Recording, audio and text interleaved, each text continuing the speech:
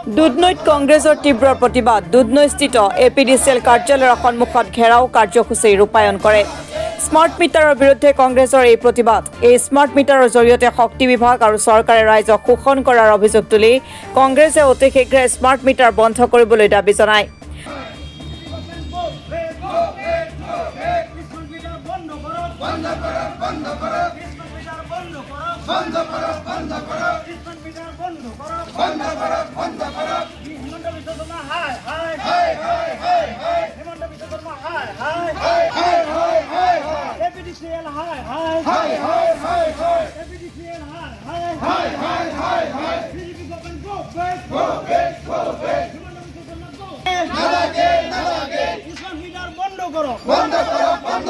BJP सरकार हाय BJP government go back BJP government go back हाय Himanta Biswa Sarma हाय Himanta Biswa Sarma go back Himanta Biswa Sarma go back APDCL हाय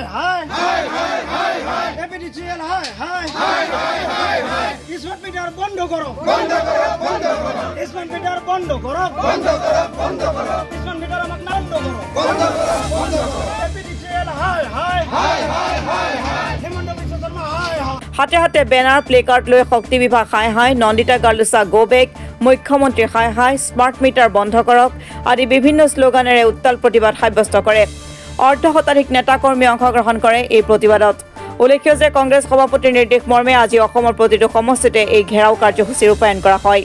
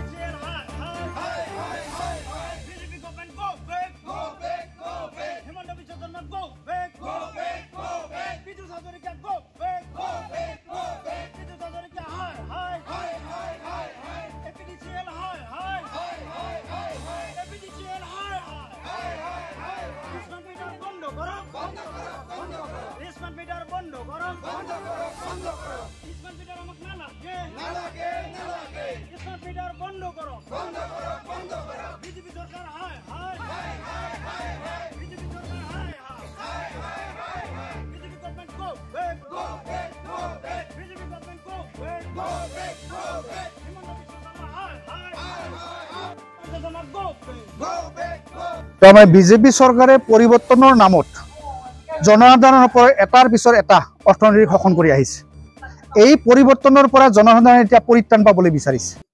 সদৈশেষত এপিডিচিএলৰ দ্বাৰা smart meter সংস্থাপন কৰি জনসাধাৰণৰ ওপৰত যে অৰ্থনৈতিক লুণ্ঠন কৰিব ওলাইছে তাৰ প্ৰতিবাদত আমি এপিচিচিৰ সভাপতি মাননীয় ভূপেন কুমাৰ বৰাদেৱৰ নেতৃত্বত আমি প্ৰত্যেক সমষ্টি এটা ধৰ্ণা কাৰ্যসূচী আমি হাতত লৈছোঁ তাৰ ফলস্বৰূপে আজি আমি দুধনৈ সমষ্টিৰ পৰা আজিৰ কাৰ্যসূচী ৰূপায়ণ কৰিছোঁ স্মাৰ্ট মিটাৰ মানে আমাক স্মাৰ্ট মিটাৰ নালাগে স্মাৰ্ট মিটাৰ যদি অসুবিধা নহয় তেনেহ'লে চৰকাৰে আৰু নতুনকৈ টেণ্ডাৰ দি পেলাই স্মাৰ্ট মিটাৰ কিয় আনিব লাগে যদি মিটাৰ একে থাকে তেনেহ'লে আগৰ মিটাৰবিলাক থাকোঁতে চৰকাৰৰ কি অসুবিধা হৈছে তাৰমানে কিবা এটা আছে মহামান্য হাইকোৰ্টৰ এটা অৰ্ডাৰ আছে স্মাৰ্ট মিটাৰ কেৱল ইণ্ডাষ্ট্ৰীতহে লগাব পাৰে ব্যক্তিগত ঘৰত লগাব নোৱাৰে কিন্তু আজি সেই মহামান্য আদালতৰ ৰায় বা অৰ্ডাৰ আদেশ অমান্য কৰি আমাৰ অসম চৰকাৰে এপিডিচিএলৰ দ্বাৰা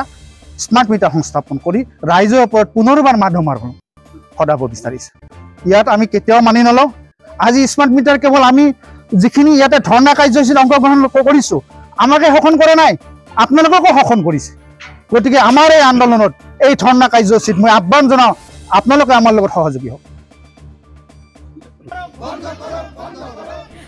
দুধনৈৰ পৰা ভৱেশ চন্দ্ৰ ভাগৱতীৰ ৰিপৰ্ট অসম টুডে।